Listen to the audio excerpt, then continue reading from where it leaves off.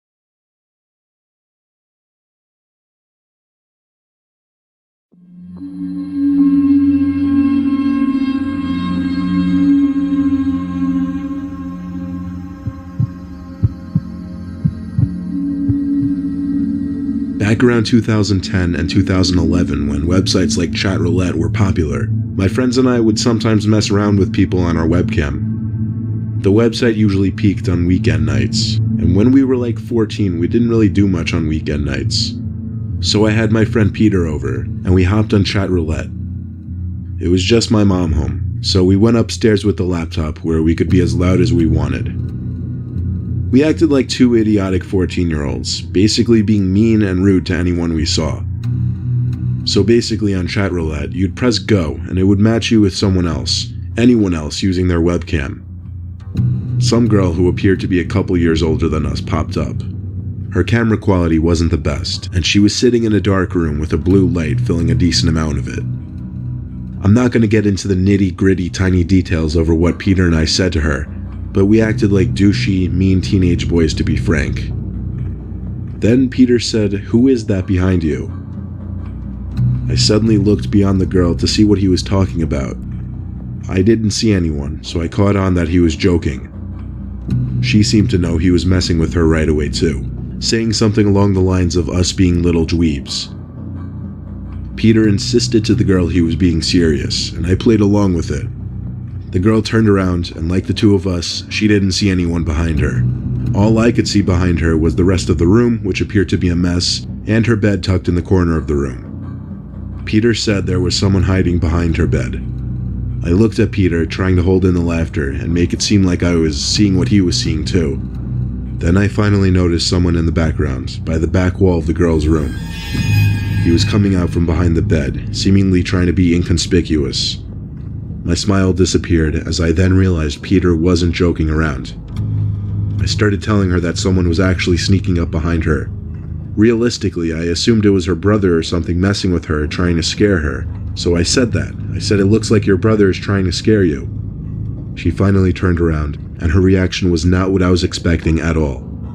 She screamed at the top of her lungs and jumped back out from her chair onto the desk, crawling backwards while frantically kicking her feet at the person approaching her.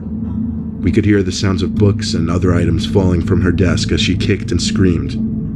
Her webcam started to shake, as all we could see of her was her legs. The person in her room got in arm's reach of her, and now we could see a black mask over his face. He grabbed the girl and kept screaming, "Shut up," and her screams only got worse. Peter and I were silent now, simply staring, not knowing what to make of this. The man then looked into the webcam from behind his black mask for a second, and a few seconds later, the screen went dark, and we connected to another random person. Peter and I looked at each other. We closed out from the website and sat there to talk and take that in for a second. We agreed it was possible it could have been a prank. A lot of people on YouTube at the time played pranks on people on Chatroulette to get some crazy reactions. But it looked real. Almost too real to be a performance. Well, a few days later, I got a text from Peter. It was a link to a news article about a teenage girl who had been murdered while home alone a few days back. We told our parents because we wanted to be able to give a description of what happened to the police. So our parents coordinated a time for us to sit down with the two investigators to explain everything we saw. We said we were on Chatroulette with a blonde girl who looked either 16 or 17, and that some average-sized looking man wearing a black ski mask emerged from a back corner of her room and started to attack her on camera, but only for so long until he turned off the computer. We gave the best description we could. Whether they believed us or not, or whether the information helped or not, was something we honestly never found out.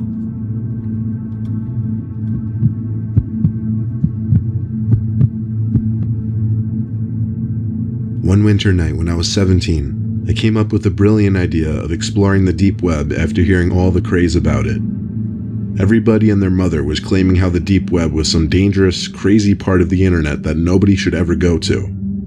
Others said these people didn't know what they were talking about, and that the deep web is actually extremely boring and uninteresting. I wanted to do some browsing out of curiosity. I needed to download a special web browser called Tor, which allowed you to visit websites ending with the .onion domain. When I had the browser, I didn't know where or how to start, so I googled where to start on the deep web, and that gave me a page full of archived links to the deep web. The page scrolled down forever. There must have been thousands of links. I finally decided to click on one. It was a .onion link that led to another archive of links. It took a while to load, but there I was, on another page of probably thousands of links, only the background to this page was now black, and the links were red. I scrolled down until I found a link to a chat room. This also took forever to load, but I think it was called Backdoor Fire Chat or something. I put in a quick username, ABC1234, and I was entered into the chat.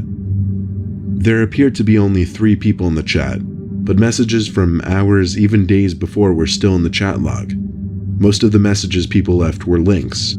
Hardly anyone had been saying what the links led to, though.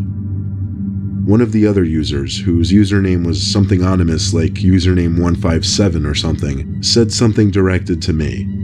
He asked what I was looking for. I thought for a second, then typed out, "I'm looking for the darker part of the deep web." He didn't say anything for a minute. Then he posted a link. He didn't say what the link was to, so I asked. I waited another minute for him to respond, but instead he apparently signed out from the chat so that it was just me and one other person. So I clicked on the link, and I swear it had to have taken at least 2 minutes for the page to finally load. It was an unlabeled website with a black background and a banner at top with a picture of a living room with a red satanic symbol drawn on the table. All the text seemed to be written in some weird language. It seemed to be Hebrew characters. There were also a bunch of buttons, also written in whatever language this was at the top of the page. I clicked one of the middle buttons, and after a long loading time, a black chat room took over the screen. Messages with more of the Hebrew or whatever language filled the chat room. In one of the messages, though, 2 words stuck out that were written in text I could actually read. The words were my first and last name. I tried to exit the chat, but my mouse started to lag. Then the other user in the chat room posted a picture of my face. It was clearly taken just now through my webcam. Then he sent another and another. Constant pictures showing my horrified face basically frame by frame. I tried moving the mouse and clicking out of the browser, but it was frozen, and my computer just kept making the error noise as more messages I couldn't read were sent, as well as more pictures of my face. I pressed down the power button on the laptop for like 10 seconds, and it finally turned off. Even turning off the laptop seemed to take longer than usual. My heart was still racing though, and I still had goosebumps. I left my computer off for 12 hours and put a post-it note over my webcam from there on. I also deleted Tor and never visited the dark web again.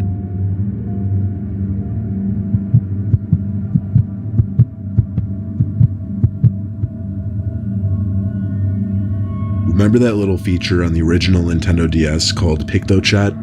It was like a little chat room you could join with anyone else using a DS within a certain range. My house is right down the block from the town street in our neighborhood, what with all the pubs and festivities and such. When I was 12, the Nintendo DS was really in its prime, especially the Pokemon games. There was a spot in town down the block from me, tucked between a couple stores with a few benches that I'd walk to all the time to meet up with my friend Carl, so that we could battle in Pokemon usually. Actually, it was a spot where a lot of kids would be walking around with their DSs. One night, instead of playing Pokemon, Carl and I were just messing around on the PictoChat feature, sending each other inappropriate pictures and dumb messages, laughing our asses off.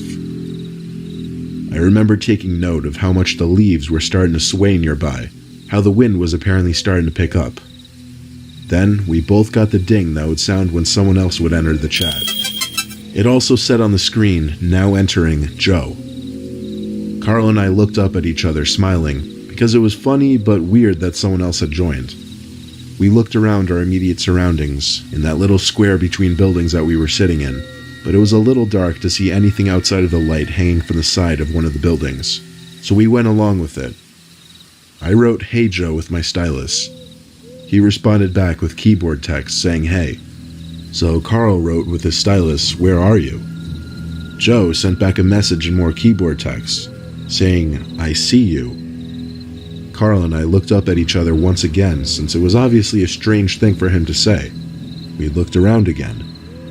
Joe sent another message saying, "You guys come here a lot, don't you?"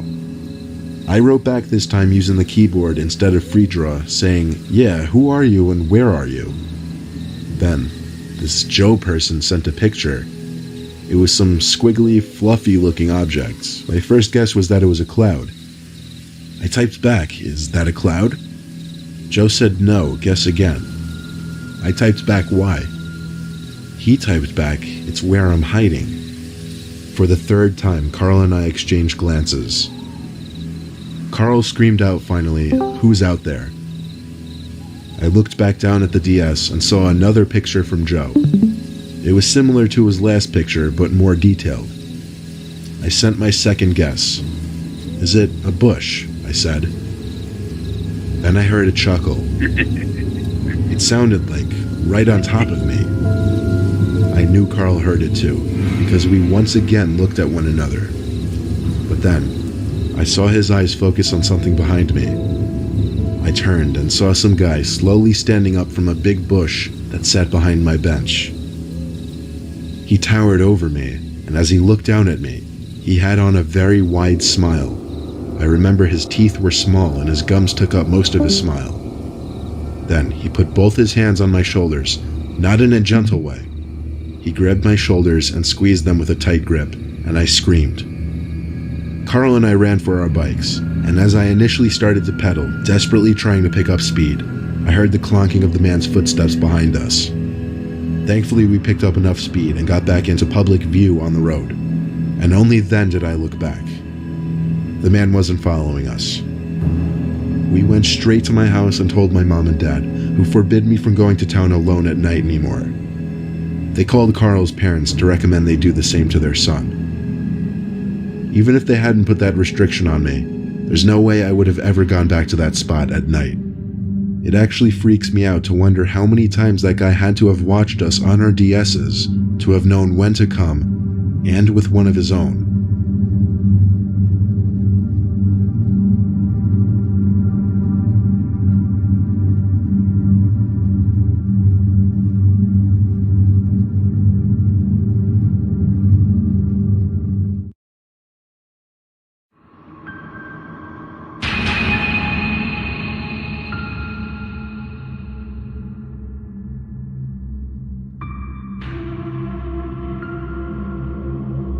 It was early June 2017. I was taking a road trip with my 9-year-old son Tom to West Virginia to visit family. It was a long, stressful drive. My car didn't have working AC at the time, and it was an incredibly hot day, so we were a bit stressed out by the 6-hour mark. We had left later in the day, so we were still on the road by dark. I think it was around 9 p.m. when we were still on the interstate, and Tom started complaining that he needed to use the bathroom. There was already tension in the car before this, but his constant complaining brought about a slight argument between the two of us. It was about personal stuff I'd rather not share with the internet. At last, I saw a blue rest area sign zoom past us on the interstate, so I veered off into the rest area. It had a small building with 2 bathrooms, a couple vending machines, and a few benches. That was it. There were no other cars parked nearby besides some big white pickup truck. As I pulled up next to the building, Tom got out in a hurry and ran to the bathroom. I left the car on because I knew he'd be back soon. Like I said, I don't want to get into personal stuff, like why we had a bit of an argument, but it seemed we were at that stage where we weren't exchanging words anymore. I figured the rest of the ride would be silent. About a minute later, the back door opened and then shut. I wanted to say something to Tom, but I didn't know what to say, so I just stayed quiet and drove off. I noticed that the white pickup truck parked nearby was leaving as well. In fact, he was close behind me. I veered back onto the interstate and into the left lane, and the pickup truck did the same. I stepped on it a little, and so did he. He started flashing his lights, so I switched to the right lane, thinking he was nothing but an aggressive driver. But as soon as I switched to the right, so did he. He was still flashing his lights. I pulled into the right lane and started to slow down. He sped up, still in the middle lane, and when he caught up to me, he slowed down and lowered his window. I did the same, and he started yelling something to me, pointing at my car. He looked like a creepy, sketchy dude at first glance. I couldn't hear a word he was saying, so he pointed for me to pull over to the side. I told Tom to keep calm, In my head, I was saying if this guy tried to do anything funny, I would floor it. The pickup pulled up behind me on the grass, and the guy came out of his truck running to my car. I put the car back in drive as my heart was racing, ready to drive. But then he screamed, "Wait." He got to my window and said, "That's not your kid," and pointed to the back seat. As he said this, I was confused and said, "What?" He said, "That's not your kid that got in your car." Suddenly, the back right side door opened, and I turned to see someone getting out of my car, not my son Tom. I got out from the car, screaming at the tall person who seemed to be a fully grown man, but they had already disappeared into the woods. I looked at the driver of the pickup and thanked him as I suddenly panicked, thinking about what could have happened to Tom. I got back in my car, crossed the grass between the interstate, and drove back to the rest area. The guy in the pickup followed me. We got back there in like 30 seconds to find Tom waiting outside the rest area bathroom. He got back in the car, all confused. I explained everything to him, almost out of breath, as did the pickup driver. I thanked the guy one more time before he drove back to the spot he was sitting in before. Tom was so intrigued about what just happened, and I was so disturbed that we were back on good terms again. We chatted the whole rest of the way and told family about it as soon as we arrived. I never even got to see what the person who got in my car looked like. Honestly, maybe I should be happy I never turned around to look at them, because I don't know what they would have done.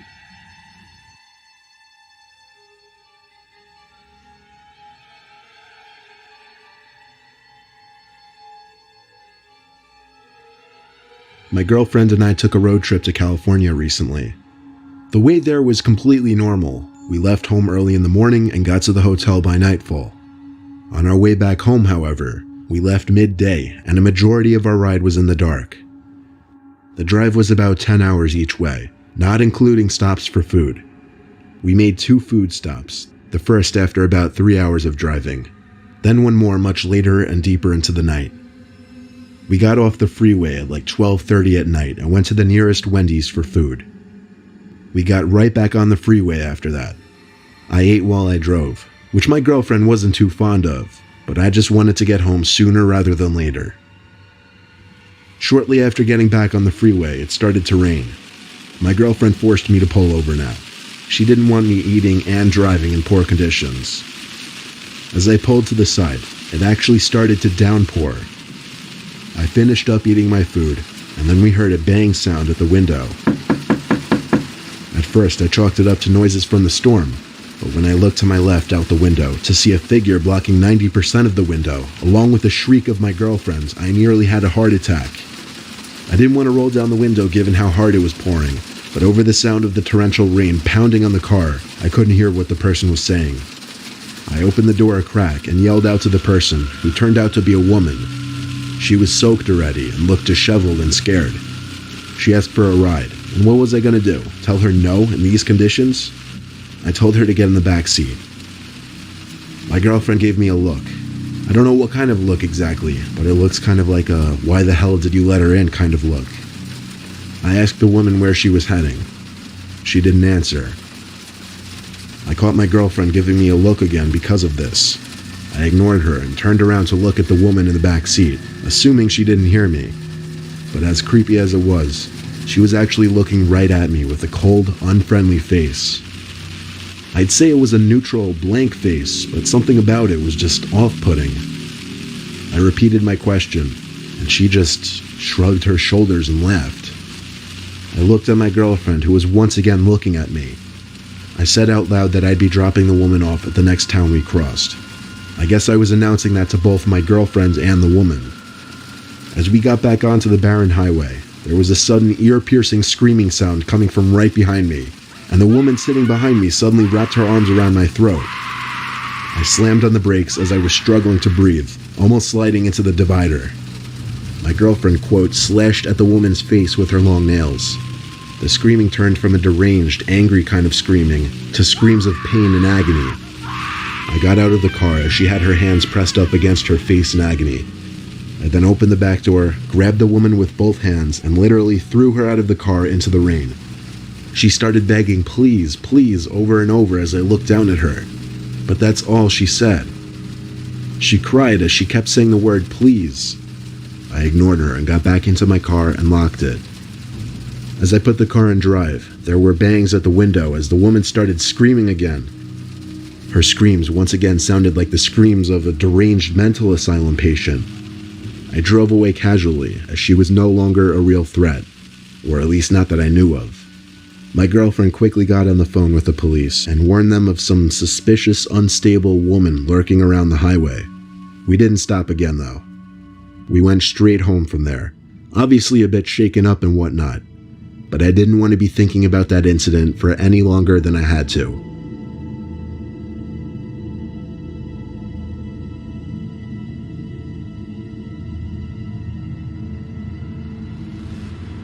It was 2010. I was driving my Ford F-150 from my home in Pennsylvania to Georgia. I had family in the countryside of Georgia who I'd be spending the week with. It was going to be a drive of around 14 hours, and I planned on doing it all in one day. I got on the road at 10 a.m. I stopped once for lunch at some deli, and then 4 hours later I stopped at a rest area to eat the turkey sandwiches I packed in the cooler. After that, I didn't intend on making any other stops, besides for gas one more time, of course. At about 11:30 p.m., I had just filled up the tank one more time, and now I had an ETA of about 12:30. I was admittedly getting very tired now. I didn't think to get coffee at the gas station for some reason.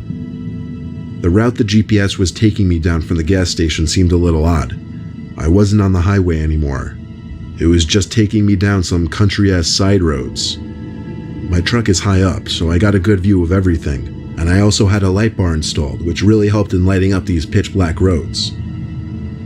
I was so tired, and I knew I shouldn't have been driving anymore, but I was so close to my cousin's house that I had to keep going. I came to a stop sign and made a left turn off some quiet road onto an even quieter road. The speed limit on this road was 45 though, which was good. This road was empty of any kinds of buildings or houses. It was just woodland on either side. I was going like 55 to 60 miles per hour, blazing down this road since it really seemed like no other cars would be on this type of road at this hour. Then suddenly I saw like 4 shiny objects coming up fast in the road ahead of me. I slammed on the brakes, and as I got closer, I figured out what they were. They were traffic drums, like those big cylinder traffic cones. My truck managed to come to a halt before I rammed into the drums.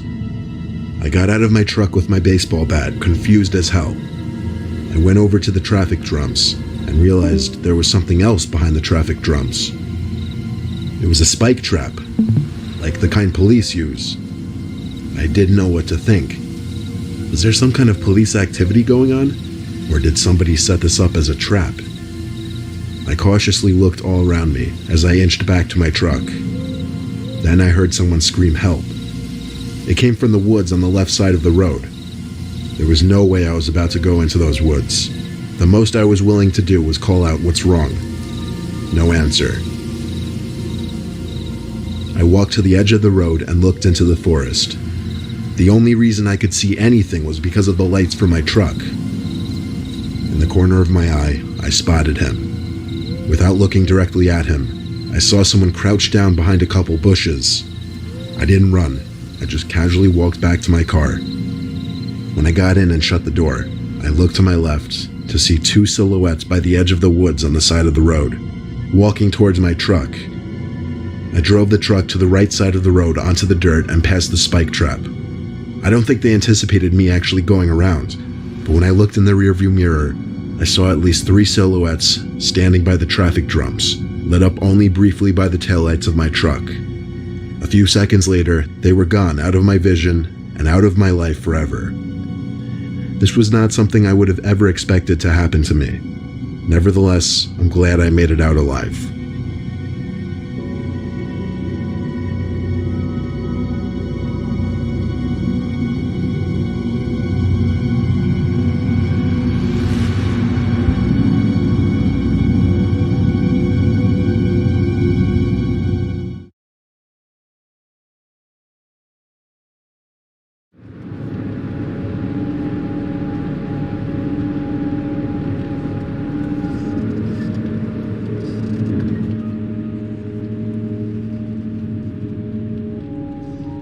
I've been a trucker for varying companies for 10 years. 3 years ago, I was working for a warehouse company in Kansas doing shipments. I usually drove a semi, which is what I was behind the wheel of on February 2nd. It was a cold Monday, so the week was just starting and a lot of loads needed to be shipped, so I was trying to bang it all out quickly. I started driving at 3 p.m. and intended on getting to the destination that same night. I didn't want to have to pull off on the side of the road somewhere to sleep. I did around 5 above the speed limit after 12, which is fast for a semi. I was starting to feel very tired, but the destination was less than an hour away, and I figured I could do it. My eyes were getting dry, and it was starting to become a chore just to keep them wide open. I splashed some water on my hand and then rubbed it on my face. It helped a little bit in waking me up. My truck was the only vehicle on this road at this hour, so besides my headlights, the road was completely dark. I remember reaching to take a sip of my water and almost spitting it out when I saw a figure approaching fast up in the distance. I hit the brakes hard, and as the truck slowed down close to a halt, I could better distinguish the features of this person almost standing in the middle of the road. He seemed to be wearing all black with some kind of black scarf wrapped around his neck, and he had an unnaturally long neck. I know it's a weird thing to pick up on, but it was almost freaky looking. His face itself, however, was a complete blur. I couldn't make out any features. As my truck slowed down and got closer to this mysterious man, I was about to roll down the window to ask if he needed a ride, but he just turned to his left and darted into the woods. I didn't take an extra second to stop and think about it. I just pressed on the gas pedal again and moved on. Regardless of how freaky it was, I was in a rush. In fact, it wasn't even until about 20 seconds after that my heart really started racing from taking in how strange it really was. Maybe 5 minutes later, I was able to get over it. But just like that, something else happened. As I was back to my cruising speed, I saw something run across the street in front of me. At first, it looked like a big animal, but as I got closer and it crossed into the woods, I realized it looked like another person. I didn't even tap on the brakes this time, I just kept going. I kept zooming down the road, maybe even stepping on the gas a little more just because I was starting to get freaked out and wanted to get there faster. Another few minutes went by with nothing happening. However, I was getting increasingly tired, and at times I was even swerving into the other lane a little bit. 40 minutes or so left in the drive, and I didn't know if I could make it anymore. I started looking around for good places to pull over and park for the night. There was eventually a little opening on the side of the road made of gravel. I guess it was meant to be just a little parking rest stop kind of thing. I pulled the semi into it, parked it, and leaned back and rested my eyes.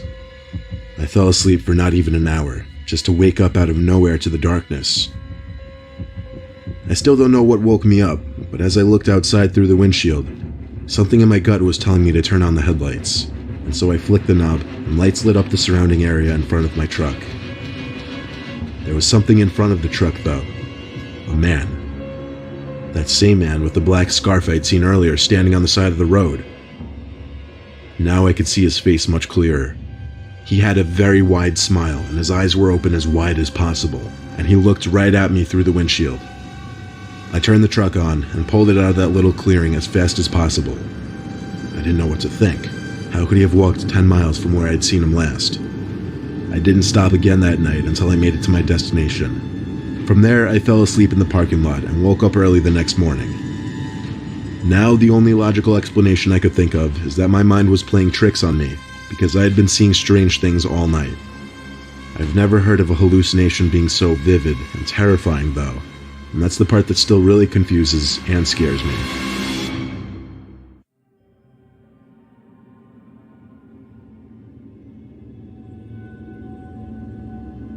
Before getting an office job in the city, I was a UPS driver for 2 years.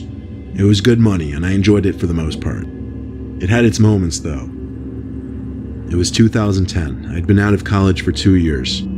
I was working 11 to 7 on a Thursday. It was the dead of winter, so it was dark by like 5 o'clock. I wasn't exactly living in Palm Springs either. I was living in a small town in North Carolina. I don't want to call it ghetto or slummy, but it wasn't a very nice area at all. I did deliveries in that same town very often. The housing situation in this town was weird. Some blocks would have rows of houses and trailer homes spaced far away from each other, while other blocks were just completely desolate. This made for less deliveries altogether because the houses were so spaced out and far from each other that it took longer than, say, a regular suburban or urban community. Deliveries were always marked on the map so that I could take a more strategic route instead of just driving all over the place. After hours and hours of deliveries, all over a span of at least 3 different small towns, I started heading down one of those streets I'd mentioned just now. Spaced out trailer homes and small houses on one side, forest on the other side.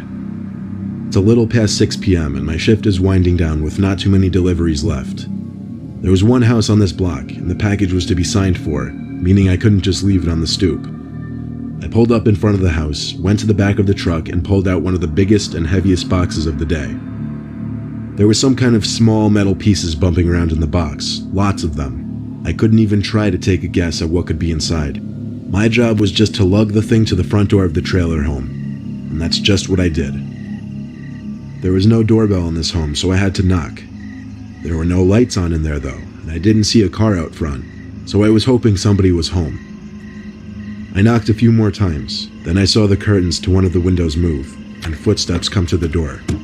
Then there was a long pause, a suspicious and unnecessarily long pause before the door finally cracked open. Some older woman poked her head out all paranoid-like, and when I said she had a package to sign, she opened the door fully. She seemed fidgety as I asked her to sign the device. She did so.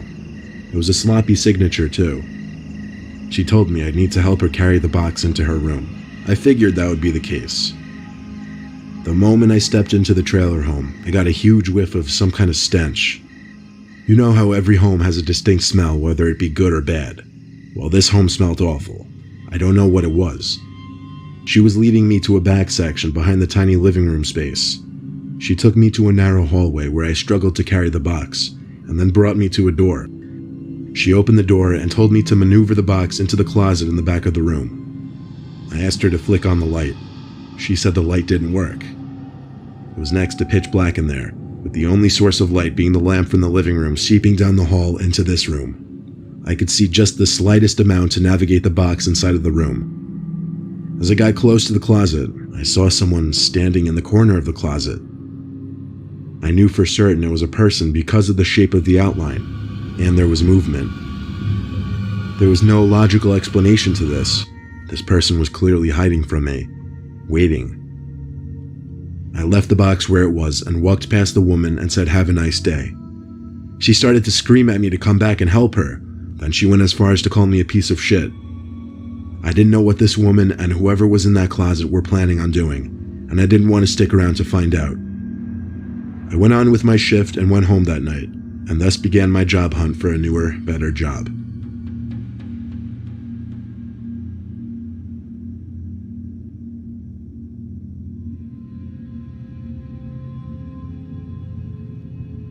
I've been a truck driver since I was 25, and I've done a lot of night drives and of course had my fair share of odd experiences. I did deliveries for a number of different types of companies. Often I'd have to drive across state to make shipments to the receiving companies or stores. One day I had to drive literally from one side of California to the other to deliver a trailer full of wooden furniture items. Much of the drive was through open desert roads. It was going to be many hours, and I already had a late start to the day, so I knew a majority of my drive would be in the dark. Given the nature of these desert roads at night, how straight they are and how little traffic there is, it meant I could push the truck a little faster than I would on other roads. This meant that when I saw the flashing rear lights of a car in the horizon, I had to hit the brakes a little extra hard to bring the truck to a stop when I finally pulled up behind the car. It was an old Chevy Impala parked on the side of the road in the desert dirt. It had its hazards on. I got out of my truck because of course I had to be a good Samaritan and check if they needed help. I walked over to the car and tapped on the window, only to get no kind of response. I bent down a little to look into the car through the tinted window. There didn't seem to be anyone sitting inside. I did the same thing for all 3 other seats, and could confirm there wasn't anyone in the car. So I looked out into the cool, dark desert that the road ran through, though I couldn't see any further than maybe 20 yards in front of me. I was feeling especially hopeful this night for some reason, so I went back to my truck and got a flashlight from the toolbox that sat underneath the passenger seat. It was a heavy-duty tactical flashlight that was so bright it would hurt your eyes to look directly at it. As soon as I turned it on, it revealed what appeared to be an abandoned gas station on the side of the road. Apparently I hadn't noticed it before. I guess the reason I didn't realize it before was because the whole fill-up or parking area was basically dirt. There wasn't any concrete. There were also only 2 gas pumps. Behind them was a small building, probably an old quick-stop store at one point. It would make the most sense that whoever's car was over there would be in that building. I went to the front door, which was permanently jammed open, and the flashlight lit up a decent portion of the room inside. It was what I thought, a big convenience store you'd find at many gas stations, or at least it used to be. It was no wonder it didn't last on a road like this, though. I called out to let anybody know of my presence, and that I was there to help. There was the slightest bit of echo in the room, which gave me chills for some reason. Then I heard something, probably a shoe, scrape against the floor on the opposite side of the room, behind a few shelves that were probably once filled with snack items and drinks. I called out once again, offering my help if it was needed. Then I heard a deep, heavy whisper saying, "Get out." I understood what was said immediately, but I didn't understand why whoever said it would say that. I was also hearing heavy breathing in one corner of the room. It was enough to make me get the hell out of there in a hurry. On my walk back to my truck, this is what I heard. And there had to be at least 5 seconds of confusion. I didn't know if what I was hearing was real or not, if that even makes sense. I ran to my truck and called 911 because, to be honest, I was too scared to go back in that building.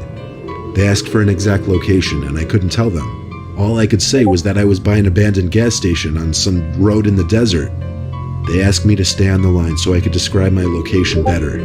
But suddenly, the car in front of me turned on and started speeding down the desert road. I didn't even notice him get into his car. It was so dark and I was so distracted by the phone call.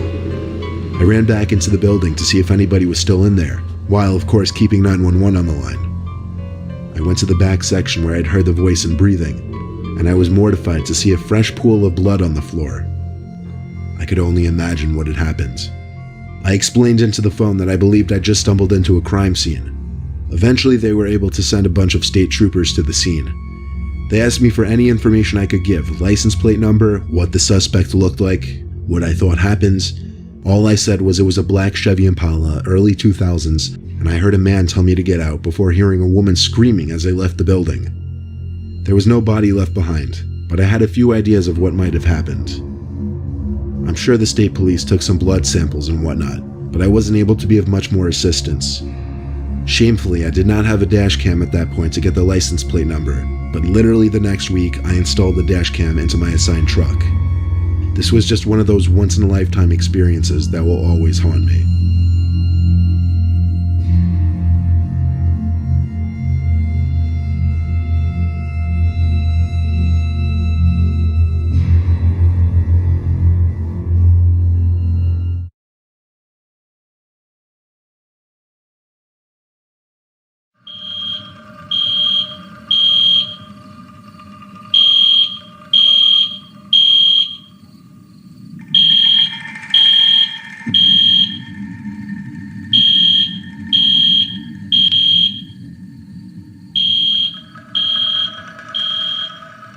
I was 14, 8th grade, last year of middle school. I had to go, so I got up from my seat in math class, took the wooden plank that was supposed to be the bathroom pass, and strolled through the hallways to the bathroom. The bathroom on the main floor had a sign on it saying out of order, use upstairs or downstairs bathroom. A random older guy walked up to me and asked with a smile on his face if I knew where the nearest bathroom was. I told him yeah, either upstairs or downstairs. He thanked me and walked to the stairs. So to avoid more potential conversation with the guy, I went down. I wondered who that guy could be, definitely not staff. Maybe a parent. I went down to the lower level, which was literally only for bathrooms and extra locker rooms for the sport teams. I opened the door to the bathroom. The light was off, as usual for this bathroom since it was the least used one. I went to the stall and shut the door. I covered the toilet seat with paper and sat down. Suddenly, there was a white light flashing in the bathroom, and I heard the sound of the fire alarm outside of the bathroom. It was a fire drill. My heart dropped because I didn't know what to do. It was the first fire drill of the year. Would I get away with just using the bathroom while everyone else was outside? At this point, I figured I'd just do it. The flashing light got a bit annoying, as did the alarm coming from outside. Suddenly, the alarm got much louder. Then I realized it was because the door opened, and over came marching somebody right to my stall door. I saw their feet underneath the stall. I thought for sure it was a teacher coming to check the room for any students. They didn't say anything though. I didn't know if I should say something or not. I looked at their shoes. They were just facing the door. But I noticed they weren't just standing there. I saw through that dreaded 1-inch crack of the stall door that everybody hates, someone's face pressed up against it. Most apparently, a man's eye, open as wide as possible. Then there was a chuckle from the other side. I was breathing heavily now, heart racing too. I didn't know if I should scream or not. Then, the person got on his knees and stuck his head underneath the stall to look at me. It was that man from the hallway. When he saw it was me, he literally crawled under the door and into the stall and grabbed a hold of me, covering my mouth first thing.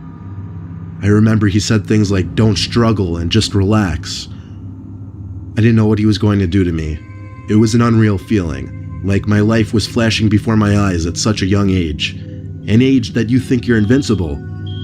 Then, the fire alarm got louder again as the door opened. It was the principal's voice. "Is anybody in here?" I screamed, and though muffled through the man's hand, the principal heard it and came rushing over to the stall trying to open it. He screamed to open the door. The man let go of me, opened the door in the principal's face, and ran for it. The principal was a very old man, so he didn't chase after him. The school also didn't have cameras at this point, so as far as I know, the guy got away. The principal actually hugged me and was very emotional, telling me to come with him so we could call my parents. All my friends saw me almost in tears walking with my parents to their car. It was humiliating, but I was also just happy. The principal saw the man pull the fire alarm and run downstairs, so he slowly but surely made his way down there and checked the bathroom first thing. He unfortunately passed away 5 years ago. I still have great appreciation for that principal. He was my hero in a certain way.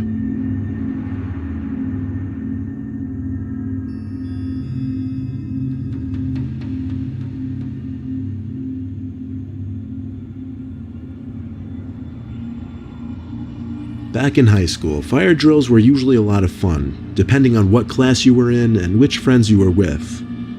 One particular dark, cloudy day during third period, my friends and I who were in the same class heard from the grapevine that there was going to be a fire drill this period. It was a Friday close to the end of the year, and there was really no work for any of us in our later classes. So we figured during the fire drill we'd sneak down to the sump behind the school by the woods and smoke. We waited anxiously for that ear-piercing ringing to go off, and when it did, it was music to our ears. We looked at each other and laughed, and we were the first ones out of the class and down the hall. While everyone else on this side of the school was headed to the front entrance, we were on our way to the back entrance by the woods. We walked out in the middle of the crowd to the back section of the school by the basketball and tennis courts. We were pretty strategic about our escape. We made sure there were no teachers in sight and crossed through a narrow opening between the tennis courts and a line of bushes. That led straight to the sump. A couple of kids watched us and probably thought we were a bunch of weirdos, but it didn't matter. We made it to the sump, which was literally a giant hole in the ground surrounded by bushes and trees, right at the edge of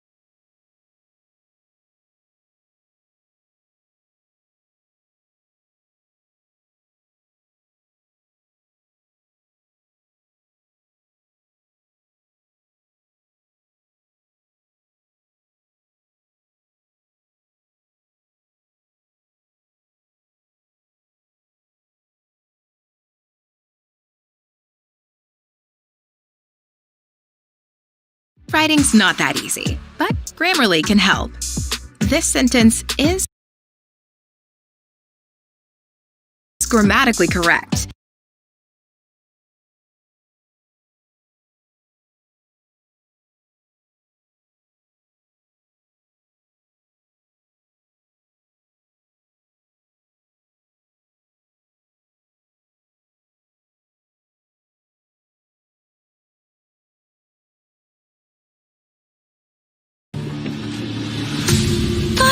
One too many times.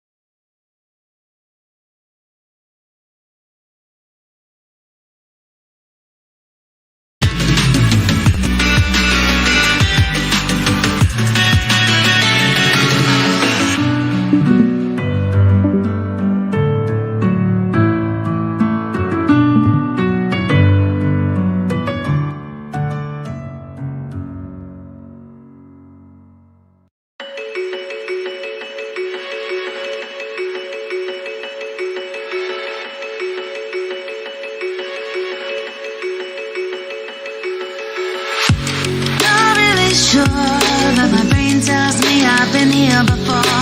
Don't wanna draw any attention to all the crazy things that I shouldn't mention. Not really sure, but it feels like my feet are glued to the floor. Don't wanna open up my mouth, 'cause I'm afraid of what's gonna come out. Life is but a dream. This can't be happening. Wake up, scream.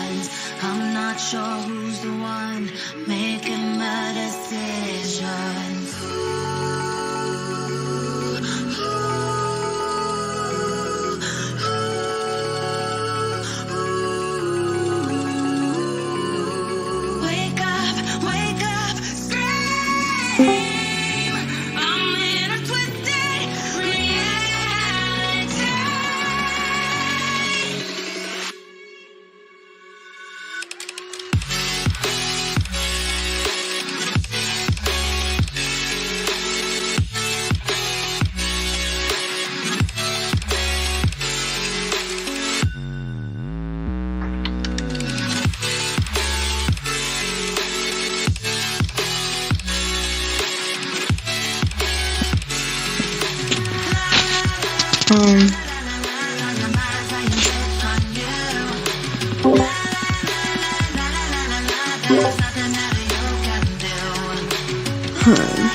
this is one big pain in the ass for you, isn't it? Shouldn't you just be working on the general map and not the visitor center? There's more than the visitor center, you know? Just...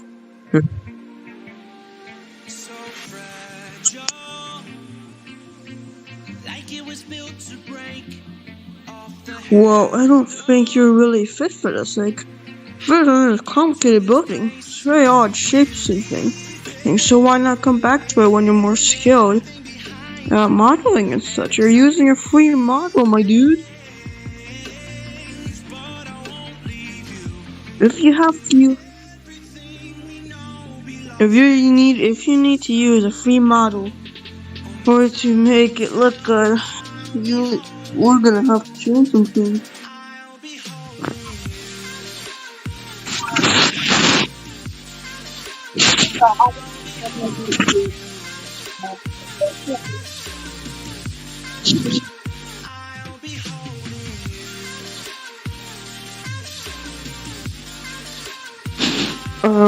But isn't the general map wasn't the one we're in? No, I meant that you should try this when you have more skill in modeling, because it doesn't seem that you have much skill in doing this stuff. And this is a very complicated building, so I think this is a bit much for you, isn't it?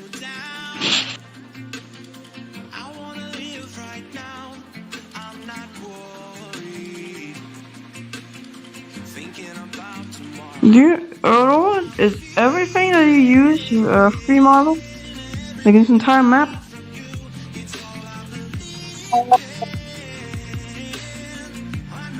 Damn, dude.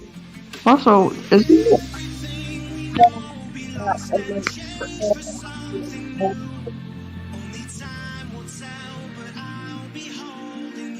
but you do realize free models could have viruses, right? They can contain viruses. That's why nobody really uses them, except for people that don't have how much modeling skill. Usually models that have modeling skill It's like, not only does this both kind of look bad, it can also be dangerous.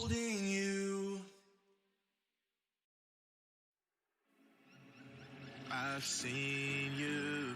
I've patrolled these empty thoughts before, but I'm fixed now on the cure. I'm holding on to the last rock on the mountaintop, and I'm begging for your love. How many tutorials have you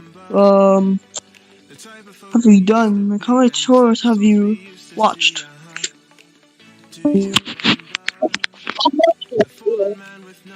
How much?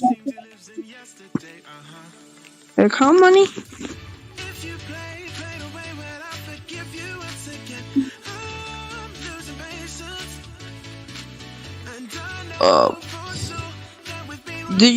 How many did you watch that were actually useful?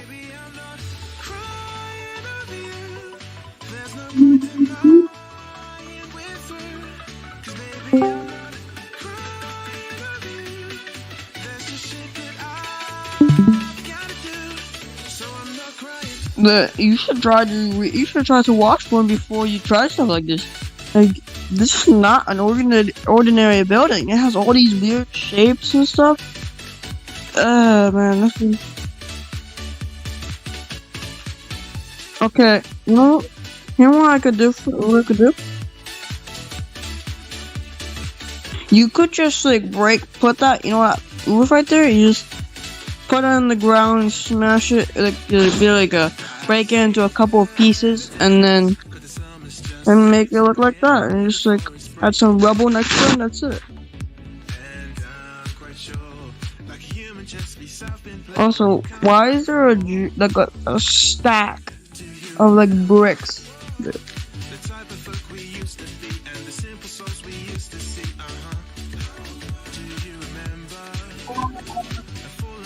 Yeah, literally right next to it.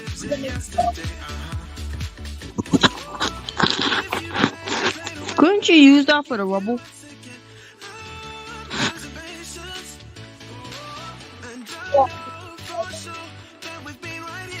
By the way, flat like lines, flat like rectangles of buildings, they look bad. Like with this type of building, it looks really bad. So I suggest you break it up into multiple parts to make it look good.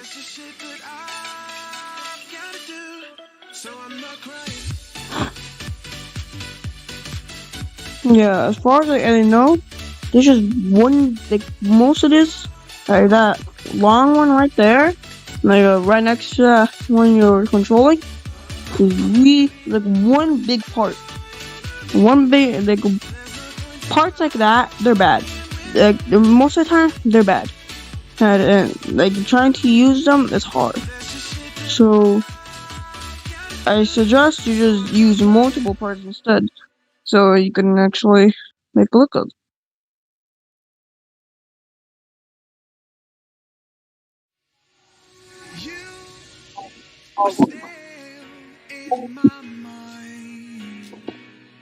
Then you should try to, like, place that into the ground. Put that on the ground and, break it up. Also, there's like a pond. Like a little pond, like on the like in front of the station. Now like a river.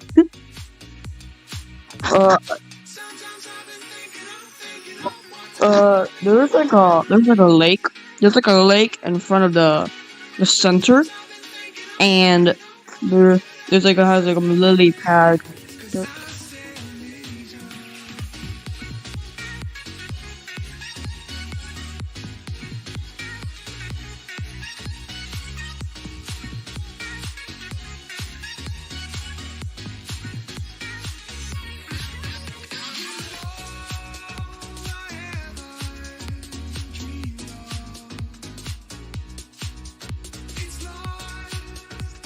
You should try it on different sides. Try to break it up in like different sides and like shapes, so it actually looks more broken instead of broken and all facing one side. Also, can we take a look at the inside? Can we take a look at the inside right now? So if I play the game right now, it's all like in one place. It's all like perfect and all. Basically, it's literally like perfect. It even has the lighting. So.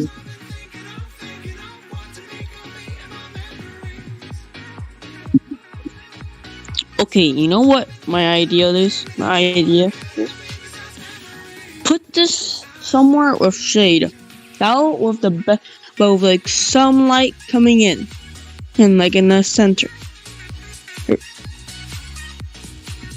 Shouldn't you just like get all of that and just move it somewhere with lots of shade? Or create the shade yourself.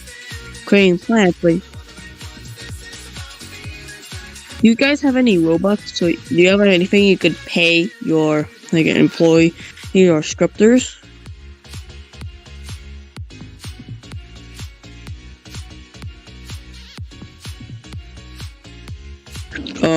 Aren't you his literal girlfriend though? I feel like you should be one that kind of knows everything.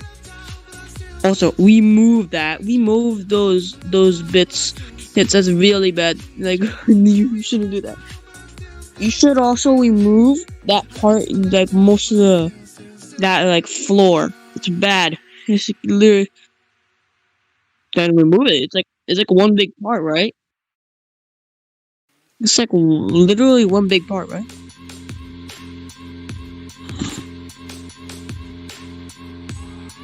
Gosh. Can you show us the rest of the map besides a center stadium center?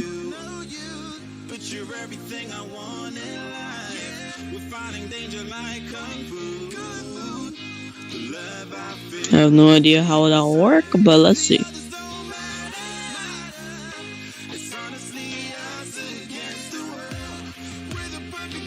Yes. Maybe you should make some some sharp bits, like some like things that are triangle. Just make that entire roof right there that you're working on just fall down. Oh no. And just get it.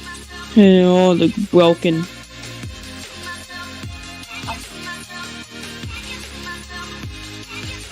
Maybe you should. Isn't there like, and if it doesn't work, do like an undo button. Do the undo button. Or try again if you want. You can't do anything. At least 4 tries. Also, can you like move the Rex model and like compare it to the center? It's like literally like there, right there.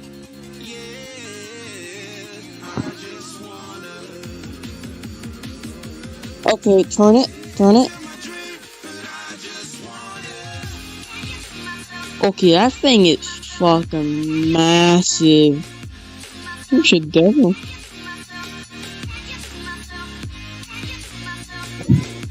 I mean, we can't that Rex model is tiny as shit compared to that other model. You know the one I sent pics of? There's like absolute chunky. From now to eternity, I give you all my heart. We are meant to be, it's clear to see my love is bigger than I thought. I got everything I want when I hold you with my arms. Yeah, you should 100% size it down, dude. That's like an alpha, that's like a Dinosaur per mod. Yeah, it's like a Dinosaur size, dude.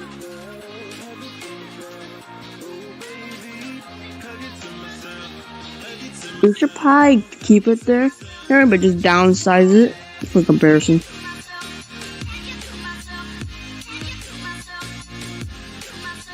You know what I think?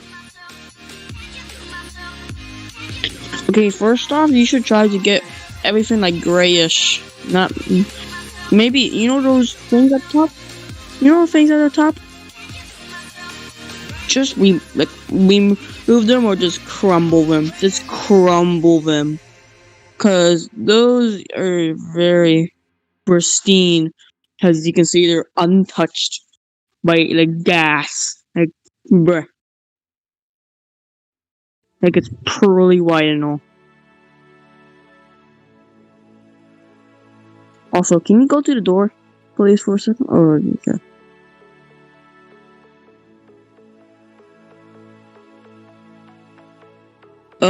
I saw from the thing from Jurassic World that those doors kind of have a lift. They're not completely gray, but like you know those things that are like lines. You should like they have like lightest bit of like brown, like a little bit of like a light brown, lightest brown. But I don't think you should focus on details like that. Just focus on the actual big parts. Okay, first off, I think you should actually no, just focus on the outside. Wait, you haven't done any foliage, have you? Maybe you, man. You should ask Alan. You should ask him and see if he doesn't have any viable amount of Robux. Because in order to pay them properly, you're gonna have lots of Robux. You're gonna need to have lots of Robux. I don't know.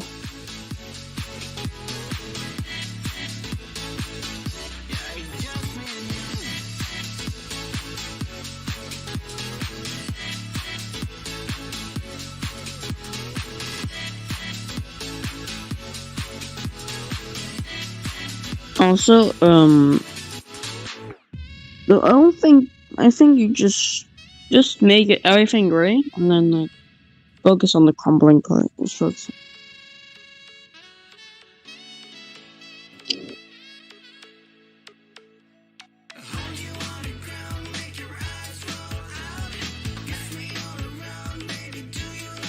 Huh? Yeah. Cool. Yeah.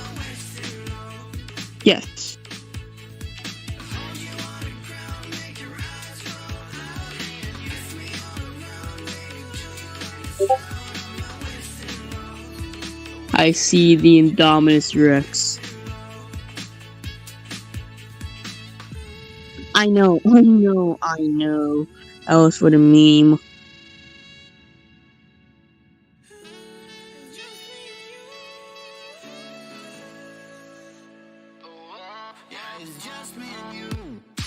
This terrain is pretty unremarkable.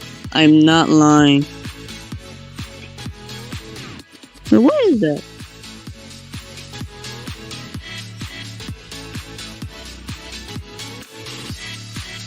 That will take you forever to make the detail. Because you're just gonna try to make every single detail. It's gonna take you up to 10 years to fucking do it. But it's gonna take you 10 years to make all the details because apparently you're crazy over them.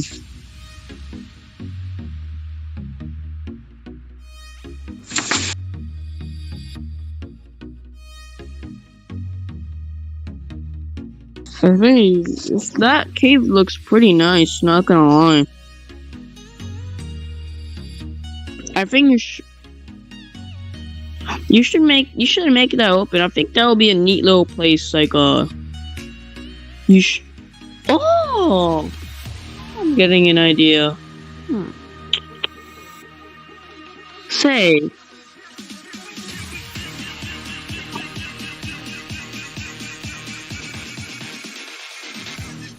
you know what I think? Do you think we could put the visitor center out? Just remove some parts and put it in some terrain shit. It's overgrown. It's overgrown, so you can't really see anything the walls. And I think it could work if you remove some parts the top. And then you could work on the interior.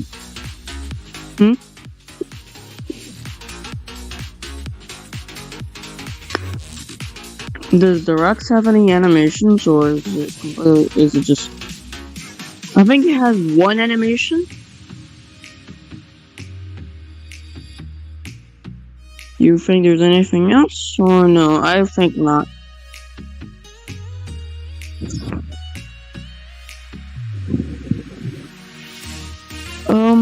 I think, man, yeah, this project's gonna be rough for you guys, cause look, I doubt you have any sufficient Robux to pay devs.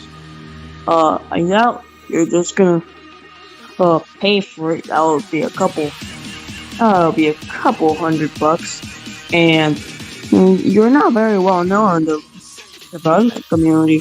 Your boyfriend is not very known. Sure, he has 7K, but developers that are successful usually have a cut, more 10K or more at least.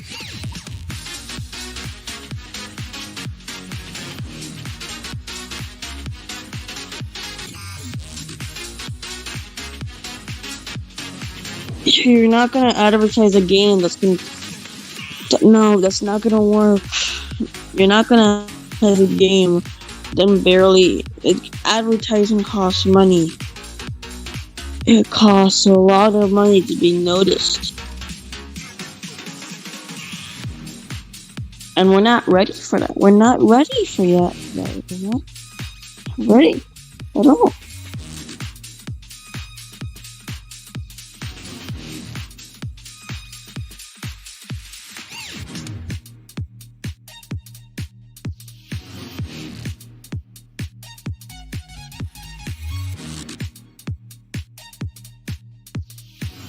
The Rexes. I saw 2 Rexes.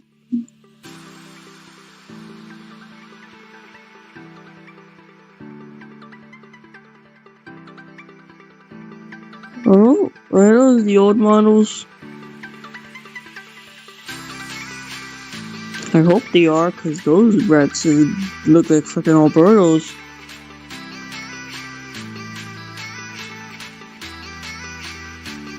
Oh, wait, do they have teeth? I can barely see them.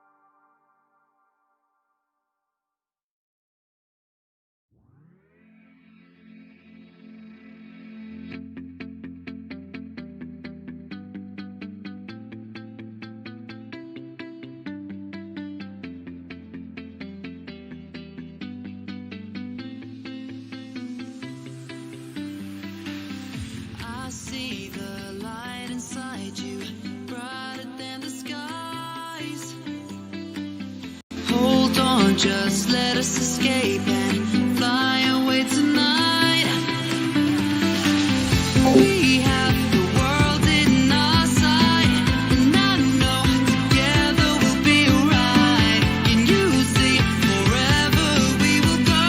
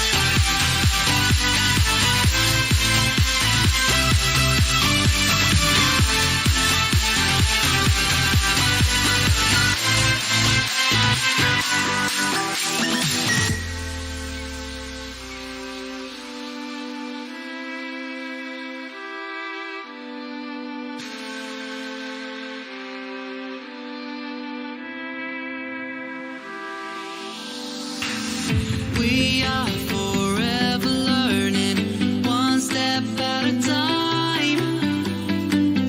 As long as the world is turning, I'll be by your side.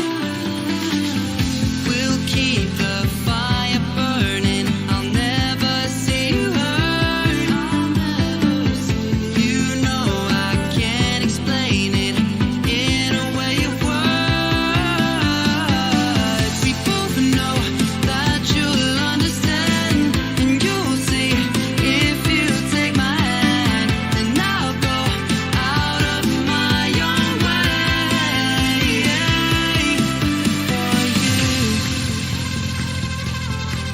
for you. I'll go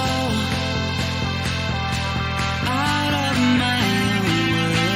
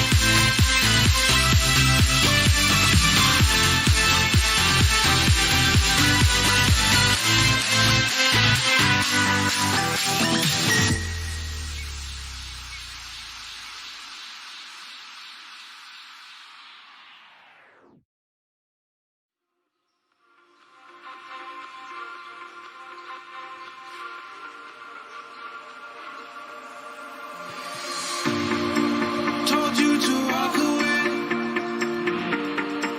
That was my first and last mistake. I'm blue without your face. But what can I do? 'Cause I'm just a sinking ship, and you're just a pair of lips that I've lost in the moment. All I want is for you to come back. Now I'm caught in the middle of life, and I need you to survive. So sushi. How much more Robux is he gonna buy? Is he gonna buy like he's gonna buy like his life savings worth of money into this game, or is he gonna buy like 1 cent?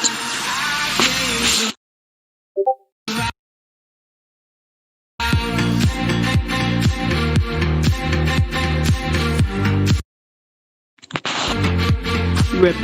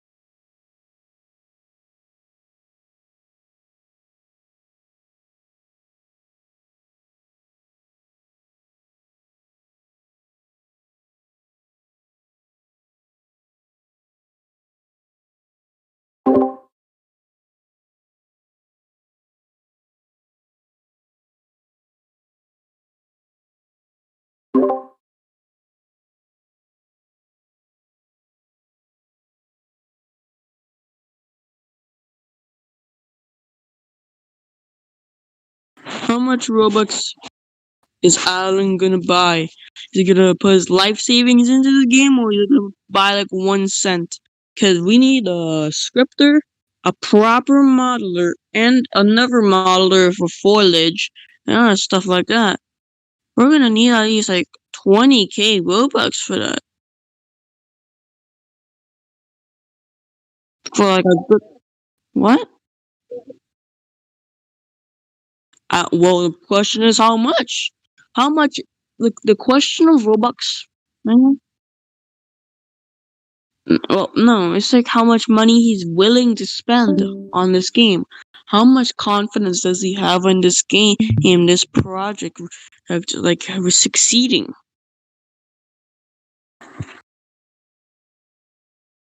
Right.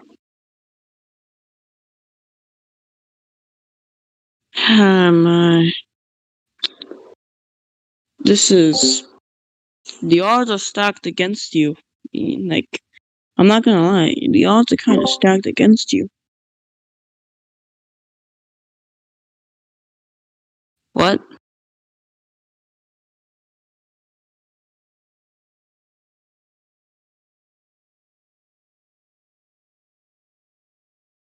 Look, well, this is online. With this, we're gonna need money. Lots of it. You're gonna need to pay. Like I've seen like ones of Jacko. Like you gotta build like a reputation before you start a game. Before you start a game, develop. So other people will actually be interested in you because they know you. If you're just a rando, which kind of is in the developer community, you've literally never heard of him before this. I think he's gonna have a hard time. Without lots of Robux, you're gonna have a hard time. And I doubt you guys have a job that could suffice for that and still be like well off.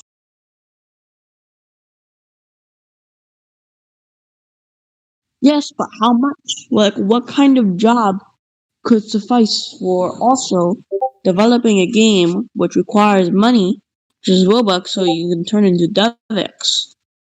What are you gonna do?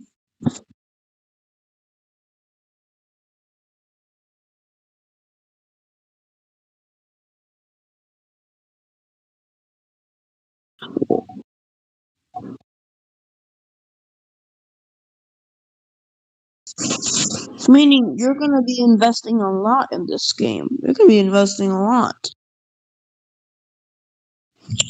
And you're gonna have to find ways to assure yourself that you know. Cause I think a proper modeler would be great right now. You're not very skilled, and I think you're the only one, correct? You're the only.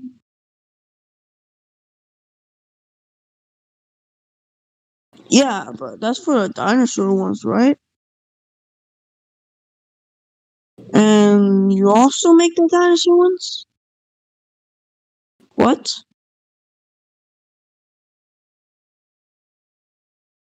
Then I suggest you just watch a video about like multiple videos about it because I think you watched tutorials about how to model, but you only watched ones that are dinosaurs.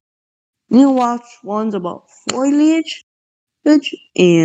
and architecture. So you can actually build a goddamn model by yourself. The visitor center is a hard start for you, isn't it?